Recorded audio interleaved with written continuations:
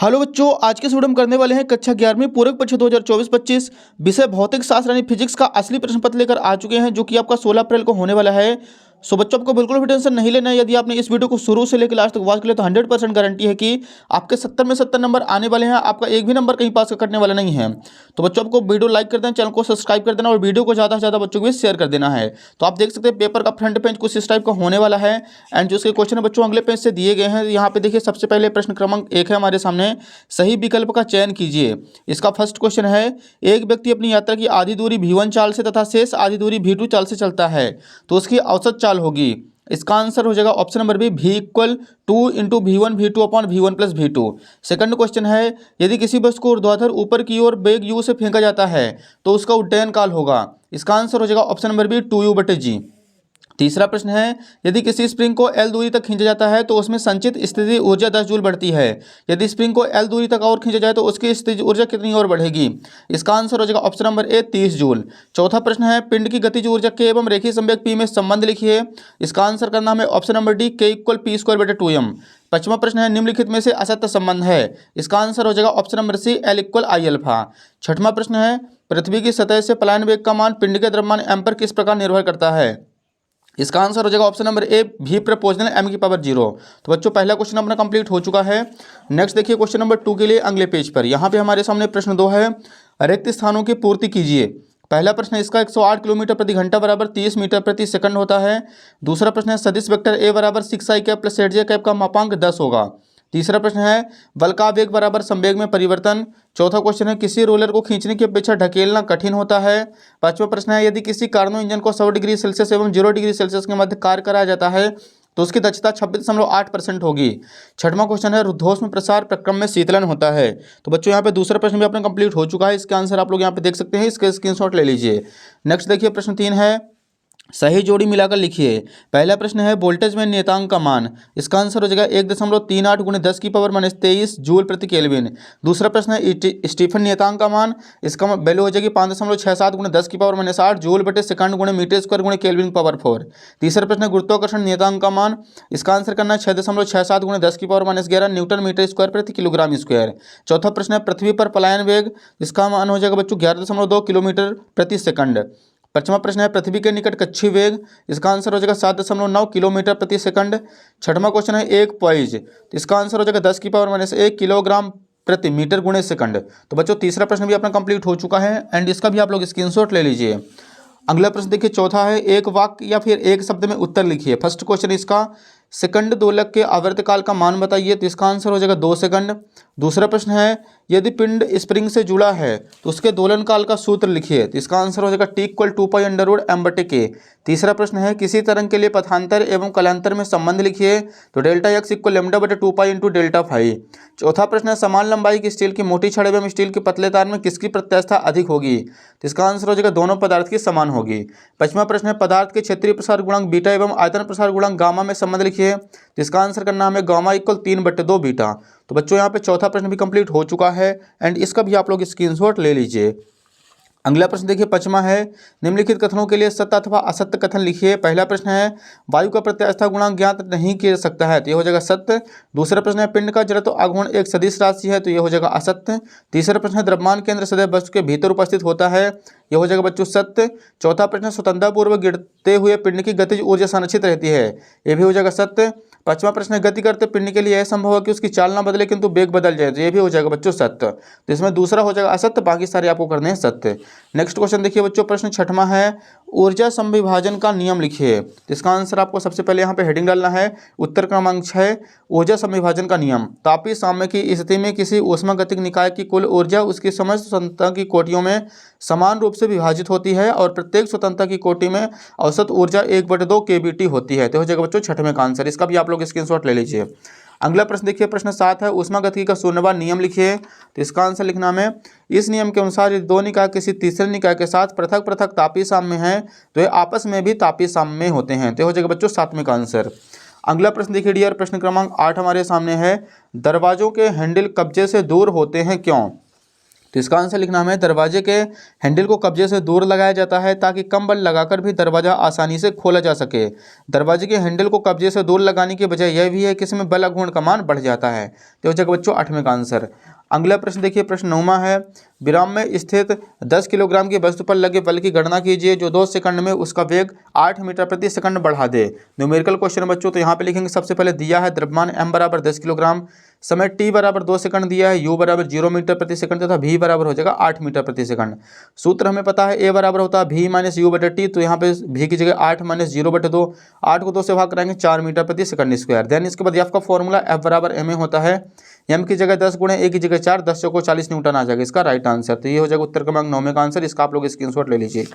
अगला प्रश्न 10वां है, सर्पी घर्षण एवं बेलन घर्षण में अंतर लिखिए। तो यहाँ पे एक साइड हेडिंग डालना है सर्पी घर्षण, दूसरी साइड बेलन घर्षण। फर्स्ट पॉइंट लिखना है, जब एक वस्तु दूसरे वस्तु के ऊपर फिसलती है तो उनके संपर्क तलों के मध्य कार्य करने वाले घर्षण को सर्पी घर्षण कहते हैं। जब एक वस्तु दूसरे वस्तु के ऊपर लुढ़कती है या घूमती है तो उनके संपर्क तलों के मध्य कार्य करने वाले घर्षण को लोटनी घर्षण कहते हैं। दूसरा पॉइंट देखिए बच्चों, सर्पी घर्षण का मान लोटनी घर्षण की तुलना में बहुत अधिक होता है, लोटनी घर्षण का मान सर्पी घर्षण की तुलना में बहुत कम होता है। तो हो जाएगा बच्चों 10वें का आंसर एंड इसका आप लोग स्क्रीनशॉट ले लीजिए। अगला प्रश्न देखिए, प्रश्न क्रमांक 11 है, न्यूमेरिकल क्वेश्चन है, एक वस्तु 78.4 मीटर ऊंचे शिखर से स्वतंत्रता पूर्व गिर रही है, वस्तु द्वारा दूसरे सेकंड में चली गई दूरी ज्ञात कीजिए। जी इक्वल 9.8 मीटर प्रति सेकंड स्क्वायर है। तो यहाँ पे सबसे पहले पहले सेकंड में चली गई दूरी निकालेंगे तो 4.9 मीटर आ जाएगा, दूसरे सेकंड में चली गई दूरी निकालेंगे तो 19.6 मीटर, दूसरे सेकंड में चली गई कुल दूरी निकालना बच्चों, तो यहाँ पे S2 में से S1 को माइनस कर देंगे तो 19.6 माइनस 4.9, दोनों को माइनस करेंगे तो 14.7 मीटर आ जाएगा इसका राइट आंसर। अगला प्रश्न 12 है, सार्थक अंकों की संख्या बताइए। पहला क्वेश्चन दिएगा 0.023, दूसरा है 34.70। तो यहाँ पे बच्चों पहले जो क्वेश्चन है उसमें सार्थक अंक संख्या हो जाएगी 2 और दूसरे में सार्थक अंकों की संख्या हो जाएगी 4। तो इसका भी आप लोग स्क्रीनशॉट ले लीजिए। अगला प्रश्न देखिए बच्चों, प्रश्न क्रमांक 13 हमारे सामने है, सिद्ध कीजिए कि शक्ति बराबर बल गुणे वेग होता है, या फिर आपको इसका अथवा करना है, नियत बल के लिए कार्य ऊर्जा प्रमेय लिखिए एवं सिद्ध कीजिए। तो इसका आप लोग अथवा कर लीजिएगा। यहाँ पे हेडिंग डालना है कार्य ऊर्जा प्रमेय। इस प्रमेय के अनुसार किसी वस्तु पर लगाए गए बल द्वारा किया गया कार्य उस वस्तु की गतिज ऊर्जा में परिवर्तन के बराबर होता है। अचर बल के लिए देखिए बच्चों, यहाँ पे लिखेंगे, माना कि m द्रव्यमान की एक वस्तु u वेग से गतिमान है, उस पर f परिमाण का अचर बल लगाने पर उसमें a परिमाण का त्वरण उत्पन्न हो जाता तथा बल की दिशा में s दूरी तय करने पर उसका वेग भी हो जाता है।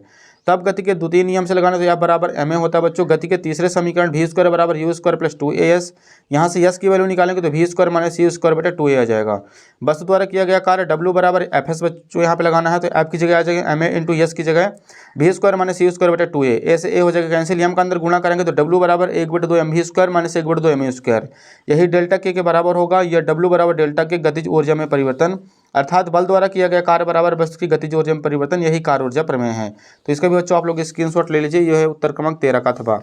अगला प्रश्न देखिए 14 नंबर है, पृथ्वी की सतह से गहराई के साथ गुरुत्वीय त्वरण जी के मान में किस प्रकार परिवर्तन होता है, व्यंजक ज्ञात कीजिए। आप लोगों को इसका अथवा करना है, केपलर की ग्रहों की गति के नियम लिखिए। तो यहाँ पे हेडिंग डालेंगे सबसे पहले केपलर का प्रथम नियम, प्रत्येक ग्रह सूर्य के परितः दीर्घवृत्तीय कक्षाओं में परिक्रमा करते हैं और सूर्य इसकी एक नाभि पर होता है। दूसरा लिखना है केपलर का द्वितीय नियम, इस नियमानुसार किसी ग्रह को सूर्य से जोड़ने वाली रेखा समान समयांतराल में समान क्षेत्रफल तय करती है। अगली हेडिंग आ जाएगी केपलर का तृतीय नियम, इस नियमानुसार किसी ग्रह के परिक्रमण काल का वर्ग उसकी कक्षा के अर्ध दीर्घ अक्ष के घन के समानुपाती होता है। तो हो जाएंगे बच्चों केपलर के तीनों नियम, तीनों का आप लोग अच्छी तरीके से स्क्रीनशॉट ले लीजिए, आपको अच्छे से याद कर लेना है इसको। अगला प्रश्न 15 है, द्रव का पृष्ठ तनाव किन किन कारकों पर निर्भर करता है, समझाइए। तो यहाँ पे हेडिंग डालना है, द्रव का पृष्ठ तनाव की निर्भरता पहला हो जाएगा द्रव के ताप पर। समांतर ताप बढ़ाने पर द्रव का पृष्ठ तनाव घटता है क्योंकि ताप बढ़ाने पर संसंजक बल का मान कम हो जाता है। दूसरा पॉइंट लिखना है अशुद्धियों की विलेयता पर, यदि अशुद्धि कम विलेयशील है तो द्रव का पृष्ठ तनाव घट जाता है, जैसे पानी में सोबन, फिनोल या अन्य डिटर्जेंट डालने पर पानी का पृष्ठ तनाव कम हो जाता है। तीसरा पॉइंट लिखना बच्चों संदूषण, यदि द्रव के पृष्ठ पर मिट्टी के कण, धूल के कण, चिकनाई युक्त पदार्थ जैसे ग्रीस, तेल, पेट्रोल, डीजल आदि उपस्थित हो तो द्रव का पृष्ठ तनाव कम हो जाता है। तो हो जाएगा बच्चों उत्तर क्रमांक 15 का आंसर एंड आप लोग इसका भी स्क्रीनशॉट ले लीजिए। अगला प्रश्न 16 है, अनुप्रस्थ तरंग एवं अनुदैर्ध्य तरंग में अंतर लिखिए। तो यहाँ पे बच्चों में करना है, एक साइड हेडिंग डालना है अनुप्रस्थ तरंग, दूसरे साइड अनुदैर्ध्य तरंग। पहला पॉइंट लिखना है, इन तरंगों में माध्यम के कण तरंग संचरण की दिशा के लंबवत कंपर करते हैं। इन तरंगों में माध्यम के कण तरंग संचरण की दिशा में कंपर करते हैं। दूसरा पॉइंट लिखना है, इन तरंगों में सुरंग तथा गर्त बनते हैं, इन तरंगों में संपीड़न तथा विरलन बनते हैं। तीसरा पॉइंट हो जाएगा, इन तरंगों को ध्रुवित किया जा सकता है, इन तरंगों को ध्रुवित नहीं किया जा सकता है। तो हो जाएगा बच्चों उत्तर क्रमांक 16 का आंसर एंड इसका भी आप लोग स्क्रीनशॉट ले लीजिए। अगला प्रश्न 70 देखिए, वांडरवाल समीकरण को हमें विमीय विधि से हल करना है। आप लोग इसका अथवा कर लीजिएगा, अथवा आसान है और छोटा भी है, मोस्ट इंपॉर्टेंट है। यहाँ पे बच्चों श्यान बल एफ का मान श्यानता गुणांक ईटा एवं त्रिज्या आर एवं वेग भी पर निर्भर करता है। विमीय विधि की सहायता से श्यान बल के लिए व्यंजक स्थापित कीजिए। ये लीजिए बच्चों 17 का अथवा, आप लोग इसका स्क्रीनशॉट ले लीजिए। इसको लास्ट में सॉल्व करेंगे तो एफ इक्वल ईटा के ईटा आर भी आ जाएगा। के की वैल्यू 6 पाई रखेंगे तो F equal 6 pi eta R भी, यही स्टोक का नियम है। अगला प्रश्न 18 है, सिद्ध कीजिए कि पिंड को पृथ्वी तल से कोण बनाते हुए फेंकने पर प्रक्षेप का पथ परवलयाकार होता है। लीजिए बच्चों उत्तर क्रमांक 18 का आंसर। यहाँ पे हमें चित्र बनाना है, इसको पूरा सॉल्व करेंगे तो लास्ट में निकल के Y equal X sine theta minus 1/2 G X square बटी U square cos square theta. यह परवलय का समीकरण है, अतः प्रक्षेप का पथ परवलयाकार होता है। अगला प्रश्न देखिए 19 नंबर न्यूमेरिकल क्वेश्चन है बच्चों। किसी बर्तन में भरे तप्त भोजन का ताप 2 मिनट में 94 डिग्री सेल्सियस से 86 डिग्री सेल्सियस हो जाता है, जबकि कच्चा ताप 20 डिग्री सेल्सियस है। 71 डिग्री सेल्सियस और 69 डिग्री सेल्सियस ताप के गिरने में कितना समय लगेगा। तो ये लीजिए बच्चों उत्तर क्रमांक 19 का आंसर। आप लोग इसके स्क्रीनशॉट ले लीजिए, आपको अच्छे से इसको अपनी कॉपी पर नोट कर लेना है। लास्ट क्वेश्चन देखिए 20 नंबर है, सरल लोलक के आवर्तकाल का व्यंजक T equal 2 pi under root L upon G का निगमन ज्ञात कीजिए एवं बताइए कि आवर्तकाल किन किन कारकों पर निर्भर करता है। तो ये लीजिए बच्चों लास्ट क्वेश्चन 20 का आंसर। यहाँ पे लिखेंगे सबसे पहले सरल लोलक की परिभाषा, किसी पदार्थ के बिंदु आकार के भारी कण को एक भारहीन अभितान एवं पूर्णतः लचकदार डोरी से बांधकर किसी दृढ़ आधार से लटकाते तथा घर्षण रहित दोलन की व्यवस्था करें तो इस निकाय को सरल लोलक कहते हैं। एंड इसका व्यंजक के लिए आप लोग देख सकते हैं बच्चों, यहाँ पे चित्र बनाएंगे एंड इसकी पूरी की पूरी कैलकुलेशन करनी है हमें। एंड बच्चों इसका आधा जो सॉल्यूशन अगले पेज पर दिया गया, यहाँ पे आप लोग देख सकते हैं। एंड इसको बच्चों सॉल्व करेंगे तो लास्ट में लिखना हमें आवर्तकाल के लिए व्यंजक, और लास्ट में इसका आंसर निकल के आएगा T equal 2 pi under root L upon G. यही अभी सरल लोलक के आवर्तकाल का व्यंजक है।